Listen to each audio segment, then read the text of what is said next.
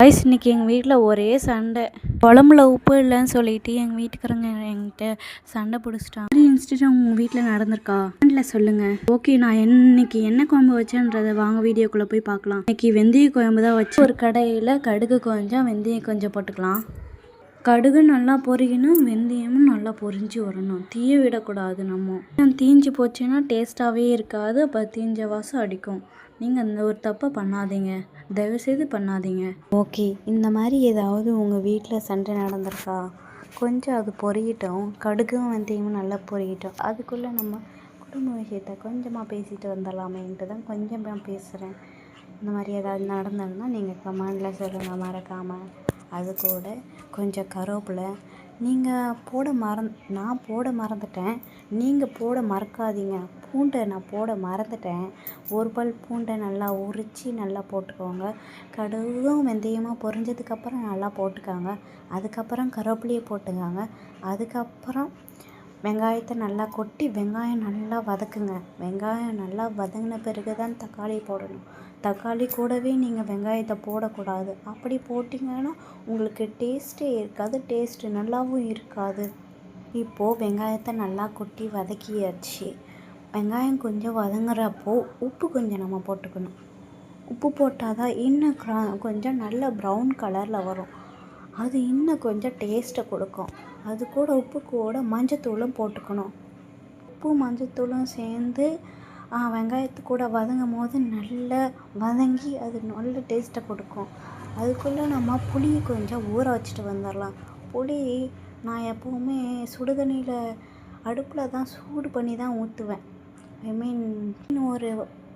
ஒரு பாத்திரத்தில் புளி கொஞ்சம் போட்டு தண்ணி கொஞ்சம் ஊற்றி அதை நல்லா கொதிக்க விட்டு அதுக்குள்ளே சட்டுன்னு சாறு எல்லாமே இறங்கிடும். நான் அந்த மாதிரி தான் செய்வேன். எவ்வளோ புளி போடுன்னா ஒரு எலுமிச்சங்காய், பெரிய எலுமிச்சங்காய் இருக்குல்ல, அந்த அளவுக்கு நீங்கள் புளி போட்டால் போதும், ரொம்ப அதிகமாக வேண்டாம். இப்போது வெங்காயம் நல்லா வதங்கிடுச்சு. தக்காளி போட்டுக்கலாம். தக்காளியும் நல்லா வதக்குங்க. வதக்கிக்கிட்டே இருங்க. கொஞ்ச நேரம் நல்லா வதக்கிட்டு விட்டுருங்க. க்ளோஸ் பண்ணி வச்சுருங்க. நல்லா வதங்கிடுச்சு தக்காளியும். இப்போ தேவையான மசாலாவை நம்ம போட்டுக்கலாம். நான் எந்த ஒரு மசாலாவுமே போட மாட்டேங்க. ஒன்லி மிளகாய் தூள் மட்டும். நம்ம கடையில் போயிட்டு வாங்க மாட்டேன். நான் அந்த மிளகாய் தூளை கடையில் வாங்க மாட்டேன். டைரெக்டாக போயிட்டு நான் வேணுன்றது எல்லாமே வாங்கி மல்லி கொத்தமல்லி எல்லாத்தையும் அரைச்சி எடுத்துகிட்டு வந்து வீட்டு மிளகாய் தூள் தான் நான் போடுவேன். நீங்களும் அதையே யூஸ் பண்ணிங்கன்னா உங்கள் குழம்பு இன்னும் டேஸ்ட்டாக இருக்கும். நான் அப்போவுமே அது மட்டும்தான் போடுவேன். இப்போவும் அது மட்டும்தான் போட்டிருக்கேன். கொஞ்சம் புளி தண்ணி ஊற்றிருக்கேன். சொல்லியிருந்தேன்னா புளி கொஞ்சம் ஊற வச்சுக்கோங்கன்னு. புளி தண்ணி ஊற வச்சு புளியும் கொஞ்சம் ஆட் பண்ணிவிட்டேன். பாருங்கள், புளியும் ஆட் பண்ணிவிட்டேன். நல்லாவும் கொதிச்சு வந்துடுச்சு. டேஸ்ட்டாகவும் இருக்கும். எனக்கு ரொம்ப டேஸ்ட்டாக இருந்துச்சு. எங்கள் வீட்டுக்காரங்களுக்கு உப்பு இல்லைன்னு கொஞ்சம் சண்டை போட்டார். அவ்வளோதாங்க. உங்கள் வீட்டில் இந்த மாதிரி பிரச்சனை வந்தால் ஏதாவது சமாளிச்சுக்கோங்க. இனிமேட்டு நான் கற்றுக்கிட்டேன். இப்போது குழம்பு நல்லா கொதிக்குது. கொஞ்சமாக கொதித்து சுண்டி வரட்டும். சுண்டி வரும்போது நம்ம ஆஃப் பண்ணிக்கலாம்.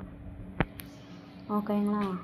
இப்போது குழம்பு நல்லா சுண்டி வந்துடுச்சு. ஃபுல்லாக பாருங்கள் எவ்வளோ சுண்டி வந்திருக்குன்னு. இப்போ நான் என்னுடைய ஹஸ்பண்டுக்கு நான் பரிமாற போகிறேன். பரிமாறினதும் பார்க்கலாம் என்ன சொல்கிறாங்க. அதுதான் சொன்னேனே, பரிமாறினதும் குழம்புல உப்பு இல்லைன்ட்டு என்னை திட்டாங்க.